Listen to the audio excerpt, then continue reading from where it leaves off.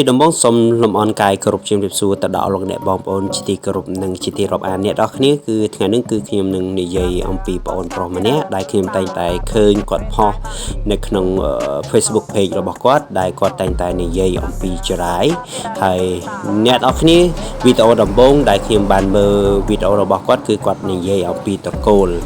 បាទត្រកូលរបស់ចរាយគឺមានចំនួនប៉ុន្មានអញ្ចឹងណាឃើញគាត់បកស្រាយកន្លងមកហើយបន្ទាប់មកគឺខ្ញុំបានឃើញគាត់បានចេះសរសេរហើយនឹងអានអក្សរចរាយយ៉ាងល្អហើយយ៉ាងត្រឹមត្រូវតែម្ដងហើយខ្ញុំបានសង្កេតរាល់វីដេអូរបស់គាត់គឺគាត់សរសេរទៅគឺត្រូវជាមួយនឹងអក្សរចរាយតែម្ដងដោយនេះហើយសម្រាប់ខ្ញុំគឺជាជនជាតិចរាយម្នាក់ខ្ញុំពិតជាកោតសរសើរចំពោះគាត់ដែលគាត់មានគំនិតបែបហ្នឹងដែលគាត់មានគំនិតចង់ផ្សាយចង់ឲ្យគេដឹងអំពីភាសារបស់ចរាយដែលគាត់តែងតែបង្រៀនបងប្អូននៅក្នុង Facebook page គឺជាច្រើនពាក្យដែលគាត់បានបរៀនយើងហើយគាត់បានបរៀនអំពីរបៀបរាប់ហើយនឹងថ្ងៃខែរបស់ភាសារបស់ចរាយផងដែរ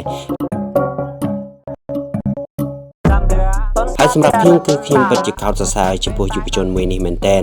ហើយខ្ញុំគិតថាបើសិនជាមានយុវជនបែបនេះជាច្រើនទៀតខ្ញុំគិតថាពិភពលោកនេះហើយជនជាតិចរាយយើងគេនឹងស្គាល់កាន់តែច្រើន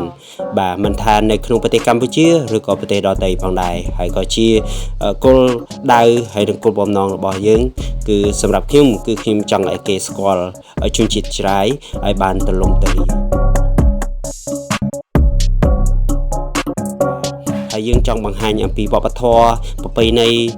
ទំនៀមទម្លាប់ហើយនឹងភាសារបស់យើងជាដើមហើយនឹងអក្សរយើងផងដែរហើយបើសិនជាអាចហើយយើងទាំងអស់គ្នាអាចរៀនអំពីគាត់ក៏បានយើងអាចចូលឆែកជាមួយគាត់ឬក៏យើងអាចសួរអំពី link ឬក៏ dictionary របស់ចរាយ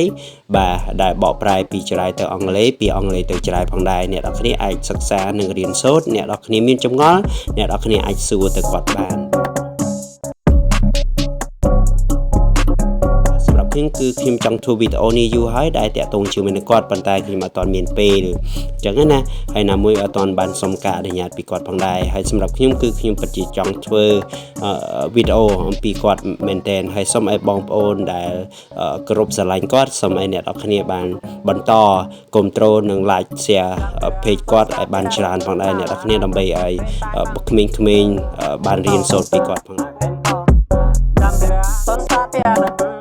យ៉ាងវិញទៀតដើម្បីជាការលើកទឹកចិត្តនិងកម្លាំងចិត្តនិងការលើកទឹកចិត្តដល់គាត់គឺសូមឲ្យបងប្អូនម្នាក់គឺយើងជួយ like ជួយ follow page គាត់ម្នាក់មួយដើម្បីឲ្យគាត់មានទឹកចិត្តនិងចែករំលែកនិងធ្វើវីដេអូបន្តទៀតដើម្បីឲ្យបងប្អូនយើងបានសិក្សាអំពីចរាយអញ្ចឹងណាបាទដើម្បីឲ្យបងប្អូនយើងអ្នកដែលគាត់ចង់ស្វែងយល់អំពីចរាយគាត់អាច check មើល page បងប្អូននឹងបានឬក៏សួរនាំអំពីព័ត៌មាន